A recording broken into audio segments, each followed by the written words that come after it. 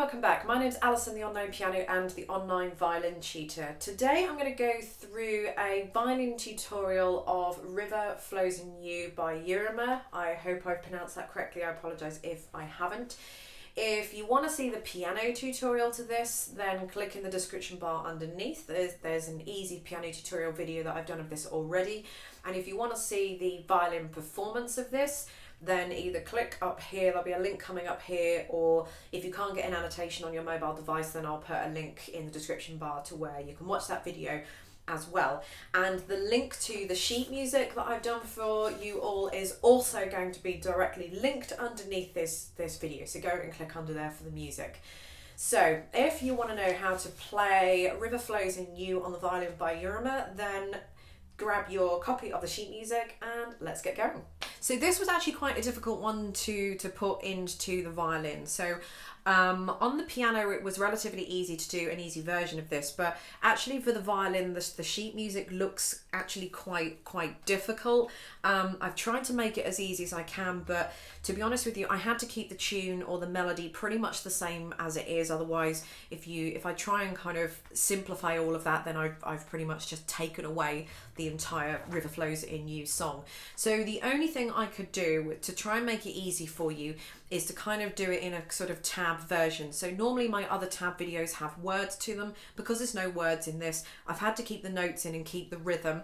So ideally you would need to know how this goes in order to play it. Otherwise, obviously, if you don't know how it goes and you don't know how to read rhythm and notes, etc., then obviously you're going to struggle a little bit. But the only thing I could do is to put finger numbers over each of the notes. I know this has been written in pen for the moment. When you download your copy, it'll all be done on the computer, so it won't look kind of as scrappy of this.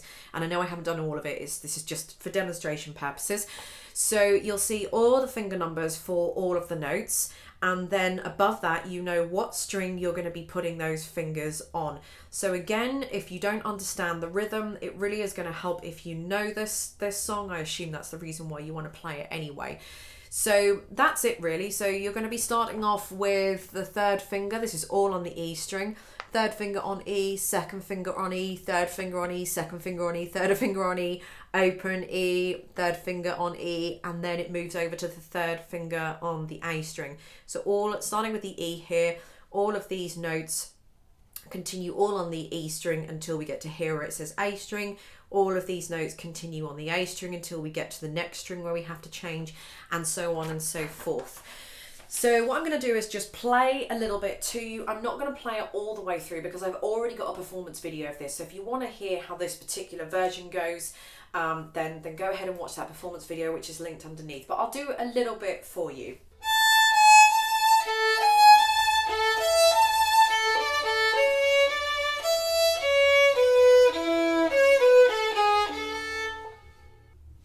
Okay, so starting out from the beginning, the second fingers need to be stretched.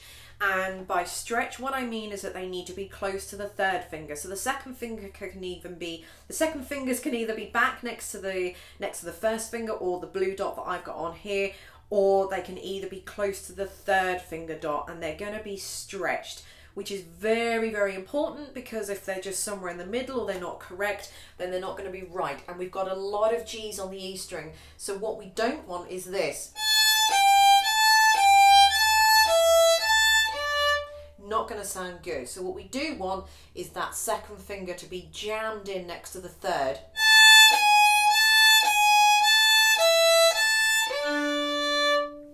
So when you get to that bit where you're going from the third finger on the E string to the third finger on the A, what you want to kind of do is be prepared for that and just roll that third finger over. Don't lift it up or you'll get an open string. Can you hear that? Can you hear that open E string? There's no way of avoiding that. Once you lift it up, you've lifted it up. So what you want to do is just be aware of when you put that third finger down after the open E, so what I normally do, instead of just playing kind of on the very sort of in the very middle, I don't know if you can see on my finger, but I'm just playing in the very middle of my finger on the string here. When I do I've done the 3, 2, 3, 2, 3, open E. Then when I put that third finger down, can you see I'm almost trying to angle it over those two notes, and then I'm just going to roll. So if I do it here, then I'm kind of stuffed really for playing it on the A string. So I've either got to lift it up and put it over, which we've already discussed we can't do that, or I've got to kind of roll it over as much as I can, and I'm kind of making life difficult for myself.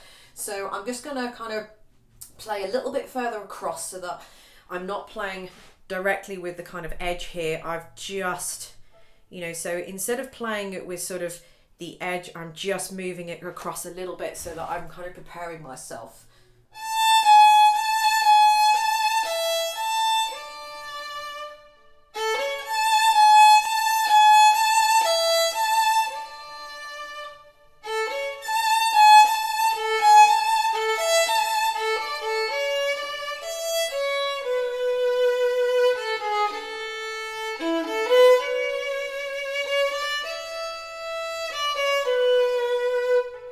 When you have the third fingers on the D string, all of them must be stretched. Again, we've got, this is in the key of A major, so we've got G sharps in here. So on the E string, it means that the second finger is stretched, and on the D string, excuse me, the third finger is going to be stretched as well. So instead of the third finger being in its normal place, the third finger is going to be slightly above that.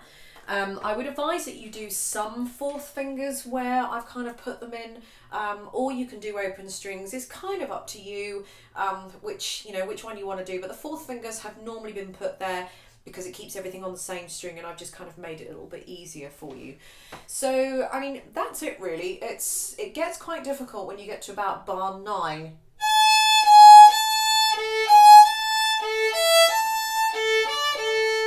Kind of that sort of bit, but I mean that's just a little bit of slow practice.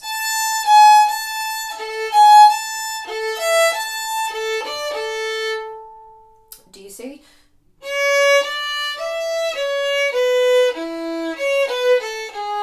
Stretch that third finger for the D there. Then I suppose the next thing is when you get to bar 16, you've got these kind of little triplet things. You might have a bit of an odd looking rhythm. So if I play bar 16,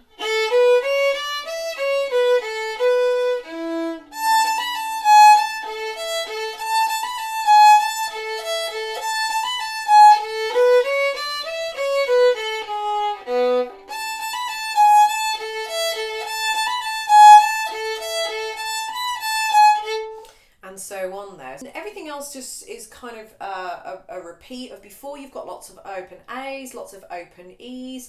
Moving on to the second page, you've got those triplets again. If I play from bar 30,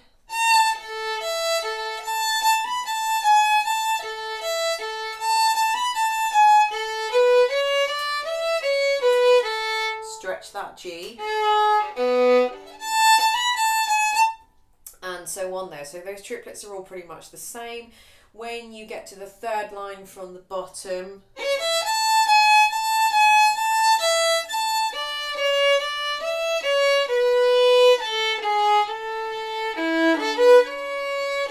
it kind of starts to slow down a little bit there as well.